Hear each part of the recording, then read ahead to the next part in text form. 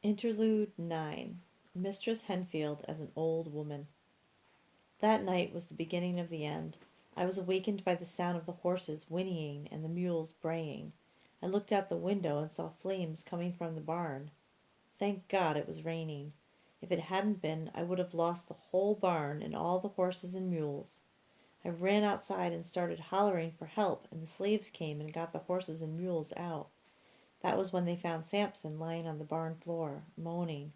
He'd obviously been the first one to notice the barn was burning and had gone to get the horses and mules out, but had been overcome by smoke. Thank God they were able to drag him out, but he hasn't been the same since. In all the excitement, I had clean forgotten about Ruth. What if she had woken up and I wasn't there? I looked around at the slaves who stood mutely watching the fire. I didn't see Emma among them, but of course not. Emma's first thought would have been of Ruth, and she would have gone to her. But I hurried back to the house to be sure. The minute I stepped inside, I heard Ruth screaming at the top of her lungs. I ran upstairs, and she was standing in the doorway to my room, alone. I was disappointed in Emma, and if it hadn't been raining so hard, I would have gone to the slave quarters that night and reprimanded her for not having understood that her first thought should have been my daughter's well-being. The next morning I understood everything, of course, when I was awakened by Ruth's crying and calling for Emma. I went in and got Ruth. When I got downstairs, everything was quiet.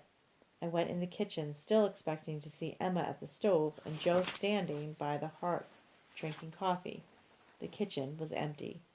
I felt like such a fool. I felt even more than a fool when I went to the slave quarters to tell Charles and Winnie that they were going to have to work in the house now. But the cabin they'd shared with Samson was empty. To this day I don't understand how they could have betrayed me like that. I wasn't mean to them. They ate well. I even let them earn a little money for themselves. And every slave had his own vegetable garden. And this was the thanks I got? Well, I wasn't going to wait around for the rest of the Negroes to run away. And I couldn't trust that they wouldn't. I sold every last one of them. Sold them to Jake Pendle, who didn't coddle his Negroes like I did. Oh, they begged me not to sell them to him. They promised they wouldn't run away. But how could I believe them? I sold them, the house and the land, to Jake Pendle, and moved down here to New Orleans. I couldn't bear to sell Samson, however, and he is still with me. Even though he has been free since the war, he refuses to leave my side. It's too bad all of them weren't as loyal as my Samson. Ruth grew up and was introduced into society. She married well, a banker, who profits when cotton is selling and when it's not. No matter which way the wind blows, bankers always come out ahead. So I've been able to live out my days in comfort with my daughter and grandchildren. I've often wondered what happened to Emma, Joe, Charles, Winnie, and that little baby of theirs. Did they make it across the Ohio that night?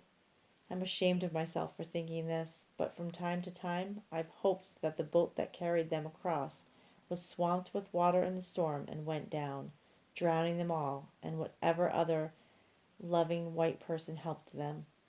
But if they lived, if they got the freedom they went seeking, I hope they know that the other slaves paid the price for their freedom.